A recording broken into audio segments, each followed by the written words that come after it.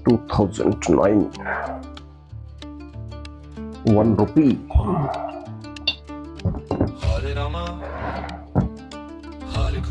दोस्तों नमस्कार।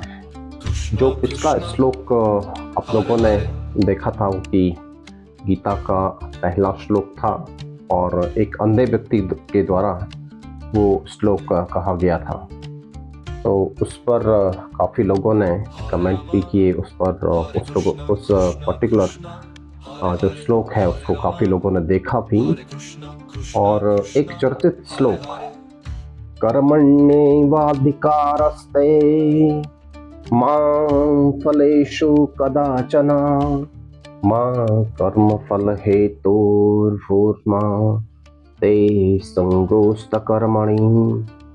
ये श्रीमद् भगवत गीता का बहुत ज़्यादा चर्चित श्लोक है और इसमें भगवान श्री कृष्ण ने ये समझाने की कोशिश की है कि आपको फल की इच्छा नहीं रखनी है, अपना कर्म करते चले जाना है और उस कर्म के बदले में आपको फल की भी इच्छा नहीं रखनी है।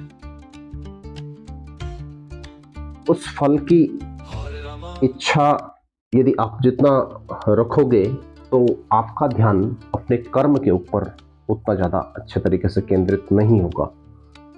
और यदि केंद्रित ध्यान नहीं है कर्म के ऊपर तो आपको फल भी उसी हिसाब से मिलेगा। जैसे कि यदि आप किसी बीज का अंकुरण कर रहे हो, उस अंकुरण के बाद उस पौधे का, उस बीज से जो बना हुआ पौधा है उसका यदि अंकुरण आपने कर तो दिया, लेकिन उसके बाद उस अंकुरण के बाद यदि पौधे का सही तरीके से पोषण नहीं हुआ तो वो कुपोषित जो पौधा है वो आपको आगे भी फल उस प्रकार से नहीं देता है।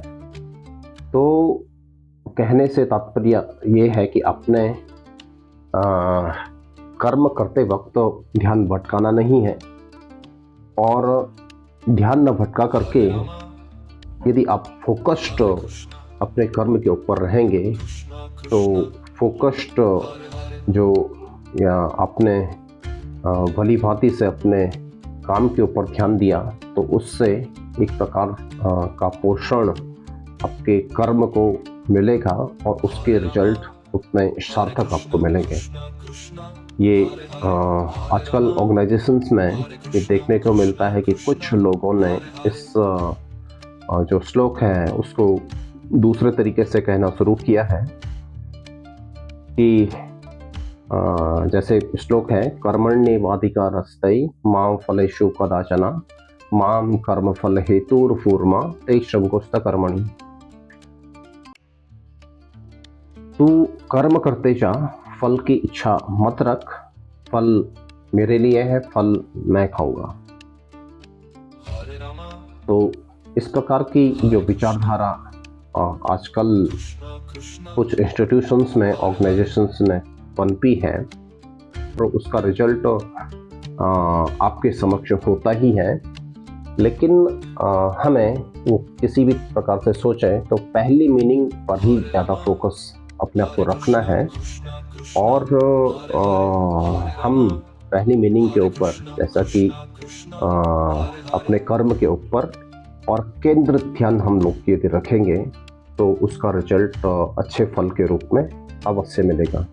तो यही मुझे आज कुछ कहना था और यदि आपको कुछ इसमें लगा हो कि जैसे मैंने कहा कि कर्म करना तो है और कर्म के ऊपर केंद्रित ध्यान रखना है, तो यदि मेरी ये बात आपको लगता है कि ये श्री कृष्ण भगवान ने इसे उस परिप्रेक्ष्य में रखा है तो आप इस श्लोक को भी बहुत गंभीरता से जीवन में उतारने की कोशिश करोगे। और आज के इस श्रीमद् भगवत गीता के श्लोक को आपके समक्ष रखने का मेरा यही पर्पस था। इसी के साथ मैं अपनी बात को यहाँ पर विराम देता हूँ और आगे अगले श्लोक जो कि बहुत ज़्यादा महत्वपूर्ण श्लोक हैं उनको मैं एक एक करके यहाँ लाऊंगा और आप सभी लोगों के समक्ष रखूंगा। तो एक बार फिर से बहुत ज़्यादा जो फेमस श्लोक है उसको हम रिपीट करेंगे और उसी के साथ अपनी बात को मैं समाप्त करूँगा। श्लोक है कर्मण्येवाधिकारस्ते